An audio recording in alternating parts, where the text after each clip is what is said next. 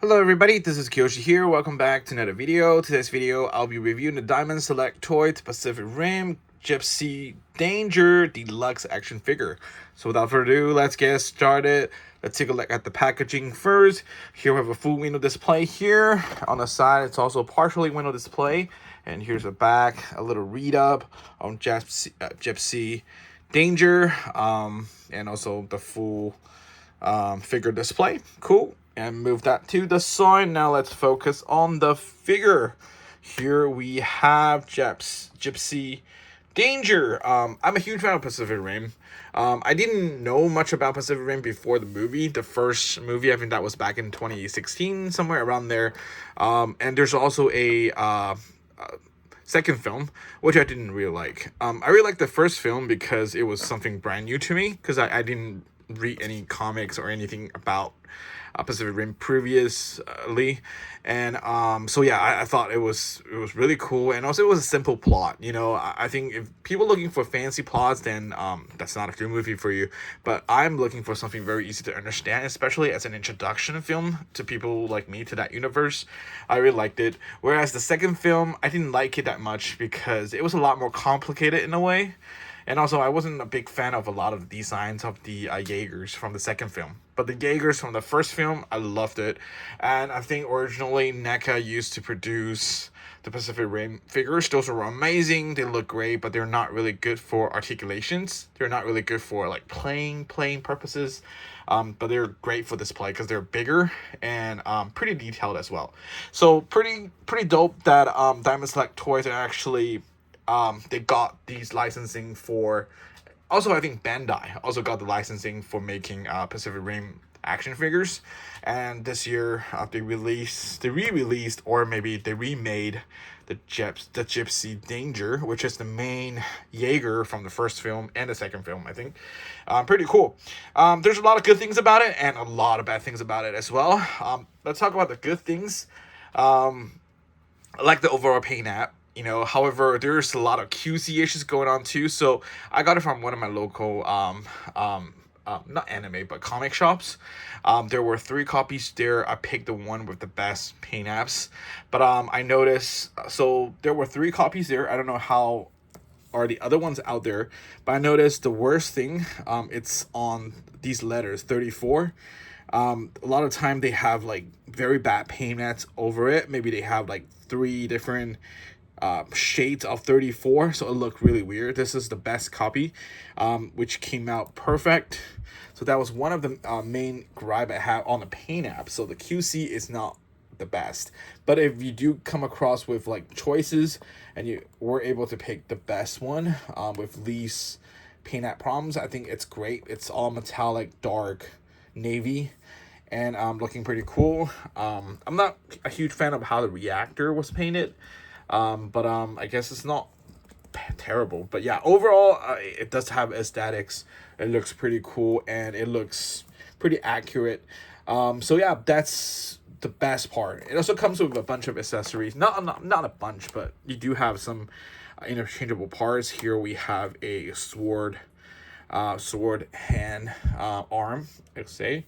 You can also have this reactor busting looking hand, which is they used on the Jaegers, on the kaiju from the first film, and also the fisted hands in addition to the relaxed hands. I chose to display my figure with this hand, just because I think it looks better on the display, just for my purposes. Okay, and in terms of articulation, that's where my biggest gripes are. Diamond Select Toys weren't necessarily known for their best articulations. However, I wasn't expecting something this basic and this troublesome. First, the legs. This is the only articulation there is. It is not on the ball joint, so you can't really do like. Well, I guess it is on a ball joint, which I can see the ball joint right there. However, you can't really like flip this out or inward like that much. Like the arrangement is so tiny. This is like the best you can do. Also, the legs are really fluffy like this. Like that's not really good too. And the way the angles are set up, you can only go downward like this. It's just it's very hard to stand because of all these, you know, shakiness on the legs, like, you know, like this. But yeah, it was able. I was able to make it stand up like this, on a shelf. But I just don't know how long this can last. In the long run, I'm sure the leg's gonna get weaker and weaker. Eventually, I need to have a stand. Not even a peg. The peg will not work in the long term. I probably need to have a stand somewhere to support the whole standing thingy. So this is a bumper. If they can tie it up a bit, that would have been nice. The other issue with my copy is the feet. For some reason, you know, this feet is more normal.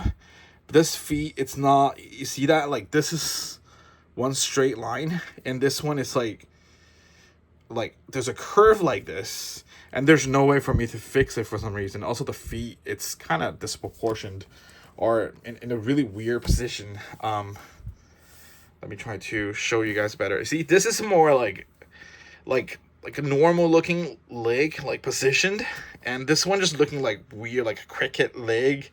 And then this is also weird. This is supposed to be like a little bit more outward. It is on a ball joint, however, I wasn't able to get this feet move on. Like, I can do like this kind of pivoting, but I wasn't able to move the leg out or in or anything. It is on a ball joint, but the ball joint is stuck. I think for some reason they chose that option. But yeah, and in terms of arms, it's single jointed. This is the only articulation. This is how far I can go. The only touching thing, the cool thing, is this armor piece. You can actually, you know, lift it up, and also settling down, like you can lift it up like this, or putting it down like so, if you so wish to have a better arrangement on the arms or on the so that was a neat feature there. But yeah, and then of course there's a waist swivel right here. And that's about it. And the head articulation, it is on a ball joint, so the head has a good range of movements. And that's about it.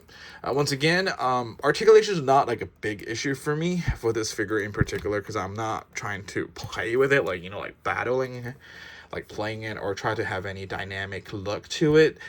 However, my biggest concern is these little, you know, legs. Yeah, that's something I'm really concerned. Look at how loose the legs are.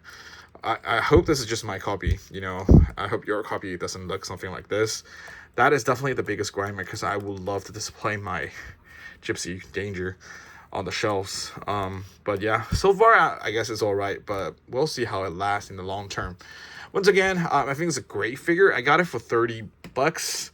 I mean, when it says deluxe figure, I'm expecting something better, you know. It's a little bit bummer, but I still liked it very much. I think what other accessories they could have included, I think they could have included that that ship that they used in the first film. That would have been a very nice dynamic choice. Other than that, I think they should have improved on the joints. I'm not really looking for fancier or better articulations in particular. I'm mainly just wanting to have a better joint, maybe more solid, more firm legs. You know, just for the purpose of me displaying him standing up like this. That wouldn't make a big difference. So yeah, but still overall, I think this is a nice figure. And I think they've already released a lot of the other Jaeger figures from the second movie. But I'm not really interested. But if they are releasing other what is it called, Jaegers from the first film, you know, the Russian one, I forgot the name already, the Chinese Jaeger, and also the Australian Jaeger, and also I remember Tango Coyote or Coyote Dango, something like that, the first ever Jaeger. I would be interested in collecting those, because I really like the Jaegers from the first film, and I really would love to collect all of them. I missed the NECA era, you know, that time I was too young. I wasn't in the collecting mode at all. But yeah, glad you know, they're making these Pacific Rim figures again, and I cannot wait to see more first film related Jaegers or Kaijus. I will for sure collect it this time. So yeah, here is my quick review, and very honest review actually, of the Diamond Select Toys Pacific Rim Gipsy Danger Deluxe action figure. Thank you guys so much for watching. Now I'll talk to you guys in the next video. Bye bye.